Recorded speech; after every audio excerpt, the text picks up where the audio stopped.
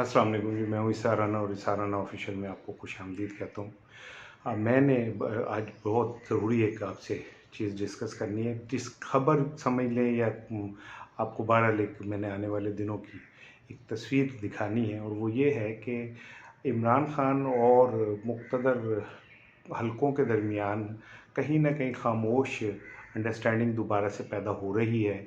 और इस सिलसिले में जो सबसे बड़ा प्रॉब्लम था दोनों के दरमियान, वो था ट्रस्ट डेफ़िसिट का। और वो ट्रस्ट डेफ़िसिट इमरान खान जो थे, उनकी जानिब से ये मुतालबा था कि उन्हें ट्रस्ट नहीं है बहुत सारी चीज़ों पे।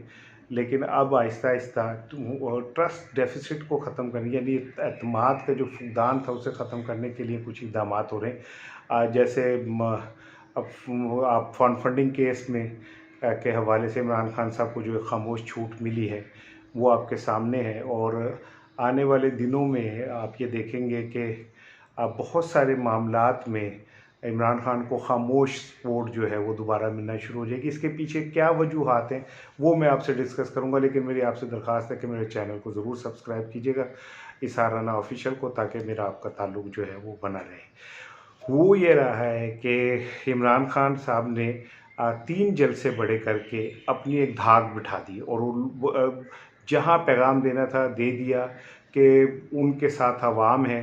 और फिर अब वो जो आहिस्ता-आहिस्ता धमकी देनी शुरू कर दी है उन्होंने कि वो इस्लामाबाद जाएँगे, वहाँ पे धरना देंगे, लॉन्ग मार्च करेंगे। ये वो सारी चीज़ें हैं जिससे डेफ़िनेटली खलबली तो मच गई है कि इमरान के साथ अवाम है, और वो लोग हैं डाई हार्ड जो इमरान खान के कहने के ऊपर सड़कों के ऊपर अपने कई-कई दिन, कई-कई हफ्ते गुजार सकते हैं। और अगर इमरान खान ऐसा करते हैं और वो उनका कहना है कि जब तक इंतखाबात का ऐलान नहीं होगा वो नहीं उठेंगे, तो इट्सेल्फ एक जो मुआशी तौर पे इंतहाई कमज़ोर मुल्क है उसके लिए मज़ीद धचका साबित होगा। तो उसके बाद ये बात जो है किसी हद तक उनकी मान ली गई कि इंतखाबात का जो है ऐलान होना बहुत ज़रूरी है। दूसरी जानिब खुद ये जो इत्तेहाद है इसके अंदर ये बात पैदा हो गई है कि मौलाना फजल रहमान कह चुके हैं कि जी हम आए थे इंतखाबात कराने और इमरान खान को हटाने के बाद लंबी हुकूमत करने नहीं आए थे।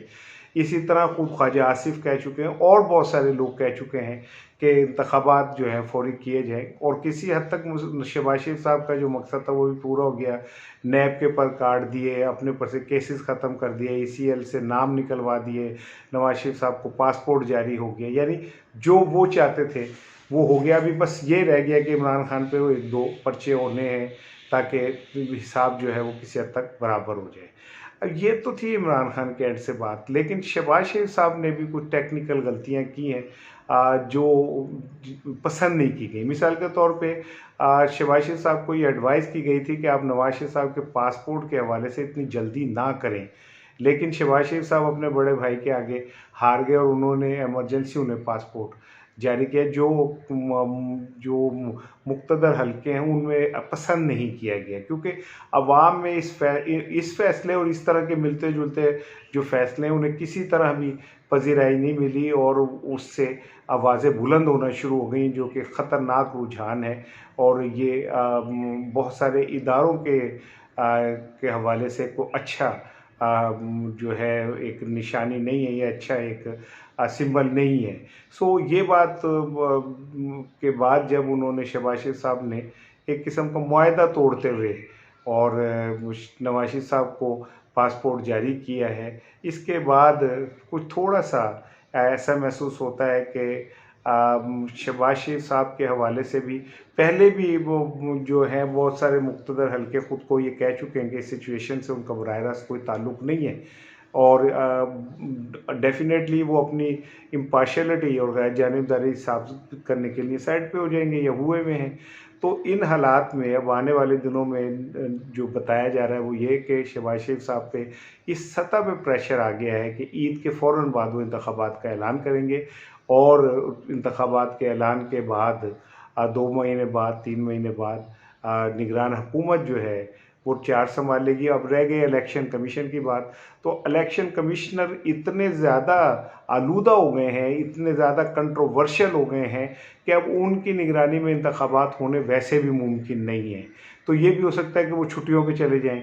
और वो कोई किसी भी उज़र के तहत अपने आप को डिसएसोसिएट कर ले और इंतखाबात जो है इलेक्शन कमीशन में कोई और आके बैठ के कराए, जिसके मुतालिक इमरान खान और बाकी जमातों का भी कंसेंसस हो। सो इस सूरत हाल में आने वाले दिनों में आप देखेंगे कि बहुत बड़ी चेंजेस जो हैं वो इस्लामाबाद में तैयार हैं। ईद के फ़ौरन बाद आपको वो आपके सामने आ जाएंगी। मज़ीद खबरों के लिए मेरे साथ रहिए, मेरे चैनल को ज़रूर सब्सक्राइब कीजिए ताकि मेरा आपका ताल्लुक़ बना रहे। अस्सलाम वालेकुम।